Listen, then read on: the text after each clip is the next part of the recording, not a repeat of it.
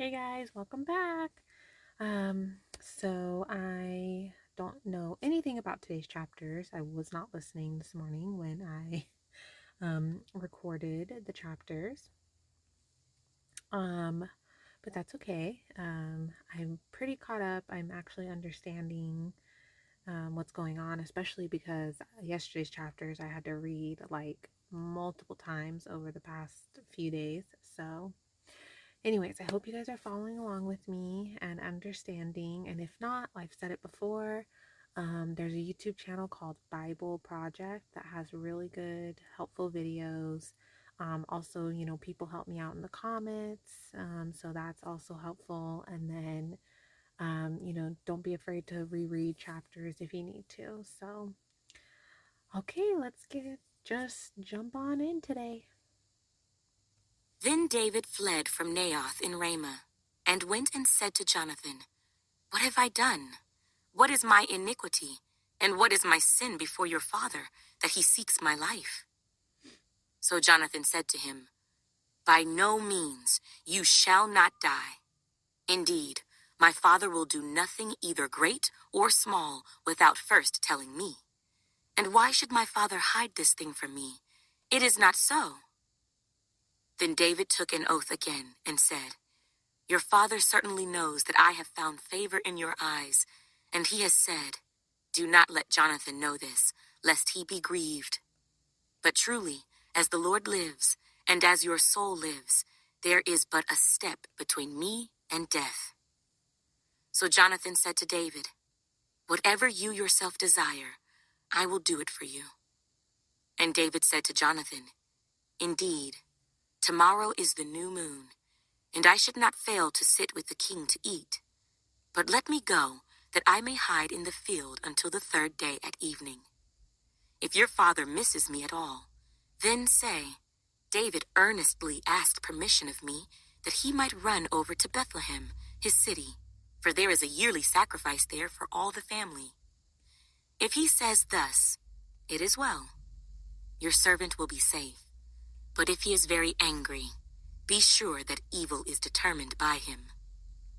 Therefore you shall deal kindly with your servant, for you have brought your servant into a covenant of the Lord with you. Nevertheless, if there is iniquity in me, kill me yourself, for why should you bring me to your father?" But Jonathan said, "Far be it from you, for if I knew certainly that evil was determined by my father to come upon you, then would I not tell you?"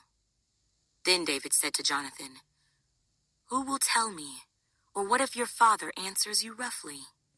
And Jonathan said to David, "Come, let us go out into the field." So both of them went out into the field. Then Jonathan said to David, "The Lord God of Israel is witness. When I have sounded out my father sometime tomorrow, or the third day, and indeed there is good toward David, and I do not send to you and tell you, may the Lord do so and much more to Jonathan. But if it pleases my father to do you evil, then I will report it to you and send you away, that you may go in safety. And the Lord be with you as he has been with my father. And you shall not only show me the kindness of the Lord while I still live, that I may not die, but you shall not cut off your kindness from my house forever. No, not when the Lord has cut off every one of the enemies of David from the face of the earth." So Jonathan made a covenant with the house of David, saying, "Let the Lord require it at the hand of David's enemies." Now Jonathan again caused David to vow, because he loved him, for he loved him as he loved his own soul. Then Jonathan said to David, "Tomorrow is the new moon, and you will be missed, because your seat will be empty. And when you have stayed 3 days, go down quickly and come to the place where you hid on the day of the deed, and remain by the stone easel. Then I will shoot 3 arrows to the side, as though I shot at a target. And there I will send a lad, saying, 'Go, find the arrows.' If I expressly say to the lad, 'Look, the arrows are on this side of you. Get them and come.' Then, as the Lord lives, there is safety for you and no harm. But if I say thus to the young man, look, the arrows are beyond you. Go your way, for the Lord has sent you away. And as for the matter which you and I have spoken of, indeed, the Lord be between you and me forever." Then David hid in the field, and when the new moon had come, the king sat down to eat the feast. Now the king sat on his seat, as at other times, on a seat by the wall. And Jonathan arose, and Abner sat by Saul's side, but David's place was empty. Nevertheless, Saul did not say anything that day, for he thought, "Something has happened to him. He is unclean. Surely he is unclean."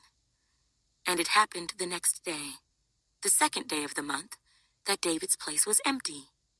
And Saul said to Jonathan his son, "Why has the son of Jesse not come to eat, either yesterday or today?" So Jonathan answered Saul, "David earnestly asked permission of me to go to Bethlehem. And he said, 'Please let me go, for our family has a sacrifice in the city, and my brother has commanded me to be there. And now, if I have found favor in your eyes, please let me get away and see my brothers.' Therefore he has not come to the king's table." Then Saul's anger was aroused against Jonathan, and he said to him, "You son of a perverse, rebellious woman, do I not know that you have chosen the son of Jesse to your own shame and to the shame of your mother's nakedness? For as long as the son of Jesse lives on the earth, you shall not be established, nor your kingdom. Now therefore, send and bring him to me, for he shall surely die." And Jonathan answered Saul his father, and said to him, "Why should he be killed? What has he done?" Then Saul cast a spear at him to kill him, by which Jonathan knew that it was determined by his father to kill David. So Jonathan arose from the table in fierce anger, and ate no food the second day of the month, for he was grieved for David, because his father had treated him shamefully. And so it was, in the morning, that Jonathan went out into the field at the time appointed with David, and a little lad was with him. Then he said to his lad, "Now run, find the arrows which I shoot." As the lad ran, he shot an arrow beyond him. When the lad had come to the place where the arrow was, which Jonathan had shot, Jonathan cried out after the lad and said, "Is not the arrow beyond you?" And Jonathan cried out after the lad, "Make haste, hurry, do not delay." So Jonathan's lad gathered up the arrows and came back to his master. But the lad did not know anything. Only Jonathan and David knew of the matter. Then Jonathan gave his weapons to his lad and said to him, "Go, carry them to the city." As soon as the lad had gone, David arose from a place toward the south, fell on his face to the ground, and bowed down 3 times. And they kissed one another, and they wept together, but David more so. Then Jonathan said to David, "Go in peace, since we have both sworn in the name of the Lord, saying, 'May the Lord be between you and me, and between your descendants and my descendants forever.'" So he arose and departed, and Jonathan went into the city. Now David came to Nob, to Ahimelech the priest. And Ahimelech was afraid when he met David, and said to him, "Why are you alone, and no one is with you?" So David said to Ahimelech the priest, "The king has ordered me on some business, and said to me, 'Do not let anyone know anything about the business on which I send you, or what I have commanded you. And I have directed my young men to such and such a place. Now therefore, what have you on hand? Give me 5 loaves of bread in my hand, or whatever can be found.' And the priest answered David and said, 'There is no common bread on hand, but there is holy bread, if the young men have at least kept themselves from women.' Then David answered the priest and said to him, 'Truly, women have been kept from us about 3 days since I came out. And the vessels of the young men are holy, and the bread is in effect common, even though it was consecrated in the vessel this day. So the priest gave him holy bread, for there was no bread there but the showbread, which had been taken from before the Lord, in order to put hot bread in its place on the day when it was taken away. Now a certain man of the servants of Saul was there that day, detained before the Lord, and his name was Doeg, an Edomite, the chief of the herdsmen who belonged to Saul. And David said to Ahimelech, "Is there not here on hand a spear or a sword? For I have brought neither my sword nor my weapons with me, because the king's business required haste." So the priest said, "The sword of Goliath the Philistine, whom you killed in the valley of Elah, there it is, wrapped in a cloth behind the ephod. If you will take that, take it, for there is no other except that one here." And David said, "There is none like it. Give it to me." Then David arose and fled that day from before Saul, and went to Achish the king of Gath. And the servants of Achish said to him, "Is this not David the king of the land? Did they not sing of him to one another in dances, saying, 'Saul has slain his thousands, and David his 10,000s?'" Now David took these words to heart, and was very much afraid of Achish the king of Gath. So he changed his behavior before them, pretended madness in their hands, scratched on the doors of the gate, and let his saliva fall down on his beard. Then Achish said to his servants, "Look, you see the man is insane. Why have you brought him to me? Have I need of madmen that you have brought this fellow to play the madman in my presence? Shall this fellow come into my house?" David therefore departed from there, and escaped to the cave of Adullam. So when his brothers and all his father's house heard it, they went down there to him. And everyone who was in distress, everyone who was in debt, and everyone who was discontented gathered to him. So he became captain over them, and there were about 400 men with him. Then David went from there to Mizpah of Moab, and he said to the king of Moab, "Please, let my father and mother come here with you, till I know what God will do for me." So he brought them before the king of Moab, and they dwelt with him all the time that David was in the stronghold. Now the prophet Gad said to David, "Do not stay in the stronghold.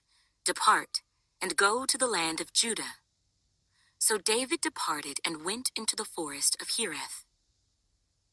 When Saul heard that David and the men who were with him had been discovered, now Saul was staying in Gibeah under a tamarisk tree in Ramah, with his spear in his hand and all his servants standing about him.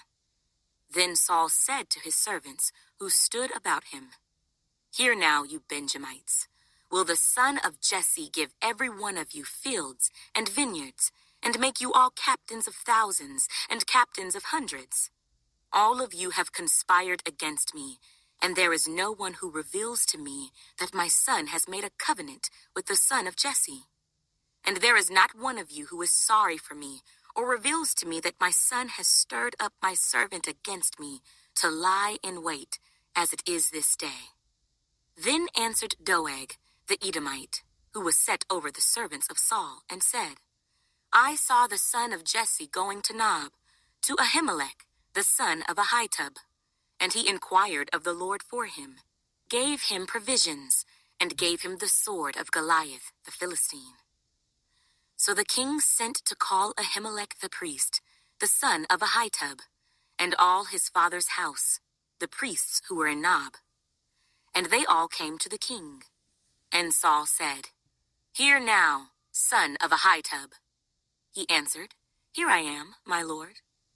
Then Saul said to him, "Why have you conspired against me, you and the son of Jesse, in that you have given him bread and a sword, and have inquired of God for him, that he should rise against me, to lie in wait, as it is this day?"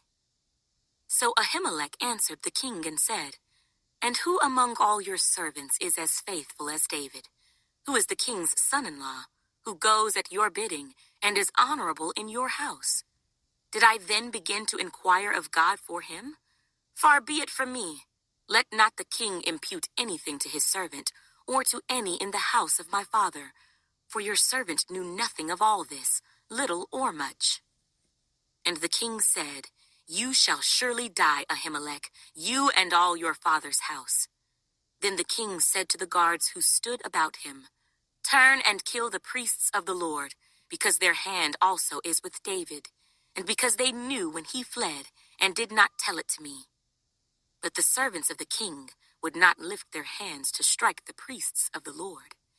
And the king said to Doeg, You turn and kill the priests. So Doeg the Edomite turned and struck the priests, and killed on that day 85 men who wore a linen ephod. Also Nob, the city of the priests, he struck with the edge of the sword, both men and women, children and nursing infants, oxen and donkeys and sheep, with the edge of the sword. Now one of the sons of Ahimelech, the son of Ahitub, named Abiathar, escaped and fled after David. And Abiathar told David that Saul had killed the Lord's priests. So David said to Abiathar, I knew that day, when Doeg the Edomite was there, that he would surely tell Saul, I have caused the death of all the persons of your father's house. Stay with me, do not fear, for he who seeks my life seeks your life, but with me you shall be safe. Man, Saul is jealous. He's just, ugh. And if you notice too, he wasn't that bad until, the Lord, God was like, okay, I'm not gonna associate with you anymore, or, I'm not gonna, like, his presence left Saul. And then after that, like, Saul just progressively got worse, especially as his jealousy, like, got stronger with David. I mean, so crazy, like, to kill that many people. Like, it's wild. Hey, all right, guys. Well, I don't really have many thoughts on today's chapters. I mean, I don't know. I don't really have much to say. I am tired. I don't know if you could tell, but um, I might try to read these chapters again later.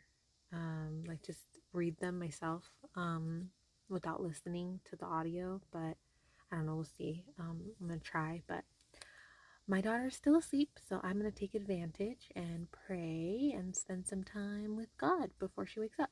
So I hope everyone has a great night, and I will see you tomorrow for next day's chapters. Good night.